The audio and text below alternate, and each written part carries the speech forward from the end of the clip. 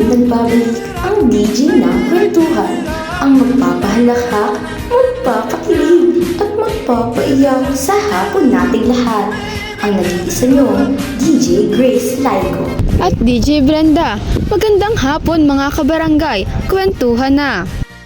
Ang programang ito ay hatid sa inyo ng Sunrocks Bleach Soap. Unang kuskos, libag, tiyak ubos. At ng Mitsubishi, Broom Broom, sakay na bestie! At ng St. Peter, ang pagkamatay mo, dito sigurado. UNO 2.0, uno lang.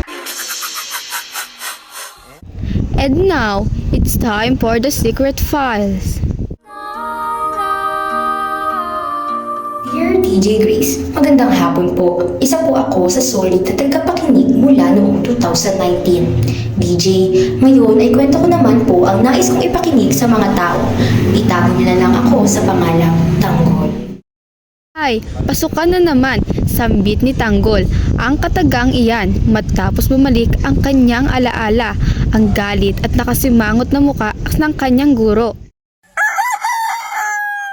Tanggol, bilisan mo at mag-aalmusal ka pa. Mahuhuli ka na naman sa klase. Opo, Nay. Palabas na po. Inumin mo na yung gatas mo. Habang mainit pa, mag-aral ka ng mabuti ha. Anong sabi ni nanay pag nasa paaralan? Galang ang guro at pumiting parati. Mahusay, o siya, ubusin mo na yung pagkain mo. Paano po pag si Sir ay ayaw ngumiti parati? Kasi nakasimangot, may pinaglihian po ba sa sama ng loob? Baka po kasi doon pinaglihi si Sir Mondragon. Tanggol! Tapos na ako, Nay. Bye-bye. Pagdating sa paaralan ay agad hinanap ni Tanggol ang kanyang seksyon at silid-aralan na ngayon ay nasa ikawalong baitang na. Rigor!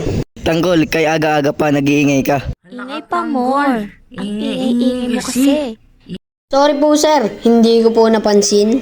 Kali ka sa unahan, ikay ang unang mo pakilala. Magandang umaga po, Sir Montalion, at sa inyong lahat. Ako po si Tanggol Dalisay, 14 na taong gulang. Pagkatapos ng klase, sa umaga ay agad namang niyaya ni Tanggol si Rigor maglaro ng computer games. Or, tara na lang mag-computer. Huwag na tayong pumasok. Wala naman kasing klase eh. Papagalitan na naman tayo neto ayoko. Lagi namang galit si Mondragon eh. Sir Montalion, hindi Mondragon. Tama ka ba o hindi? Sige, pero ngayon lang to ha. Bukas wag na tayo liliba. Hindi alam ni Aling Marites na ang anak niya ay lagi naman ng computer shop at suki ng online games. Akala nito ay maayos na pumapasok sa eskwelahan si Tanggol. Lumipas pa ang araw, buwan at mga pagsusulit ay parating bagsak si Tanggol gawa ng kanyang paglibad. Tanggol, dalisay! Bagsak ka na naman sa quiz. Parati ka ring absent sa ibang subject mo. Bukas sa bukas ay kakausapin ko ang mga magulang mo. Maliwanag? Opo. Kinagabihan, habang tinatahak ni Sir Montalion ang madilim na daan malapit sa computer shop, ay nakita niya ang kampulan ng mga bata na nagsisigawan. Anong kaguluhan to? Ito pong kalaro namin na talo sa pustahan ay ibigay ang pusta. Teka, bitawan mo siya. Tanggol, ikaw ba yan? Tanggol, ano bang nangyari sa'yo? Tingnan mo nga itsura mo. Bakit hindi mo kasama si Rigor? Sir, hindi niya na po ako kinakasama. Kasi matigas daw po ang aking ulo. Ayaw niya na daw ako pong maging kaibigan dahil sa paglalaro ng computer. Tumayo ka riyan, ihatid kita sa bahay nyo. Andun ba nanay mo? Wala po, Sir. Lumabas po sila sa Maynila. May inasikaso. Ang lolo ko po ang aking kasama. Habang naglalakad sila papunta sa bahay ni Tanggol, ay pinagsabihan siya ni Sir Montalion. Alam mo ba, ganyan din ako noon. Nalululong ako sa paglalaro hanggang sa napabayaan ko ng aking pag-aaral.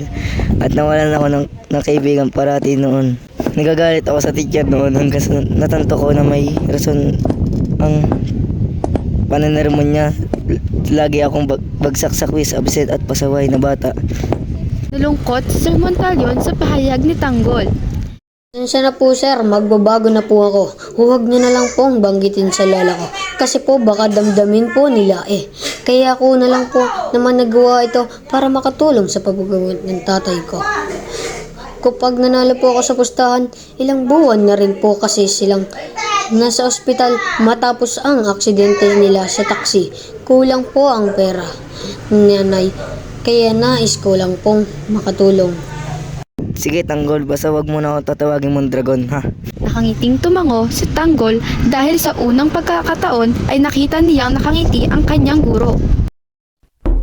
Andito na po ako. Apo, nandiyan ka na pala. Sino yung kasama mo?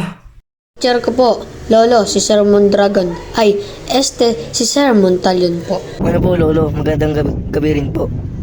Hinatid ko lang po si Tanggol, ang magiging doktor nyo. Mangyak-ngiyak namang nakikinig si Tanggol dahil alam pala ng kanyang guro ang pangarap niya sa buhay kahit hindi pa naman niya ito nababanggit sa iba. Kinaumagahan, maagang pumasok si Tanggol upang kausapin ang kaibigan. Rigor, pasensya na ha sa mga tinuro ko sa'yo. Pasensya na kasi hindi ako naging mabuting kaibigan sa'yo. Narealize ko na bad influence na ako sa'yo. Ano ka ba, Tanggol? Okay lang yan. Basta wag magiging bad influence ha. Di joke lang. Oo nga pala, si Lena nga pala ang bago natin magiging kaibigan. Hello, Tanggol. Ikaw pala yon. Yung laging kinukwento sa akin ni Rigor na kaibigan niya. Ganun ba? Hello, Lena. Nangako si Tanggol na kailanman ay hindi naliliban sa klase at titigilan na ang paglalaro. Sunod niyang kinausap ang kanyang mga guro at humihingi ng tawad sa kanyang inasal. Pagkatapos nun ay masayang nagsabay kumain at mag-aral ang magkakaibigan. Pagdating naman ng kanyang ina ay masaya niyang ibinalita na nakapasok siya sa top 5 na may pinakamataas na grado. Kasama rin ng kanyang tatay na nakalabas na sa ospital. Malaki rin na pasasalamat ng kanyang ina ni Tanggol kay Sir Montalion nang minsan ay bumili ito sa kanilang tindahan ng karne at isda. Sir, maraming salamat po sa tulong ninyo. Hindi makakauwi ang asawa ko kung hindi dahil sa tulong ninyo. Wala yun, Nay, basta kay Tanggol. Mabilis na yumakap si Tanggol sa guro at umiiyak na nagsambit ng pasasalamat. UNO 2.0, uno lang.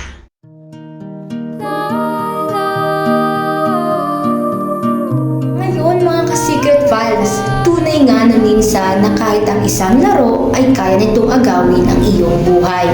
Buti na lang itong si Tanggol ay hindi nagpaagaw. Nakinig sa kanyang guro at na-realize ang kanyang pagkakamali. Bilang pagwawakas ay narito ang inihahandog naming kanta. Nalulunod sa batikos ng mundo.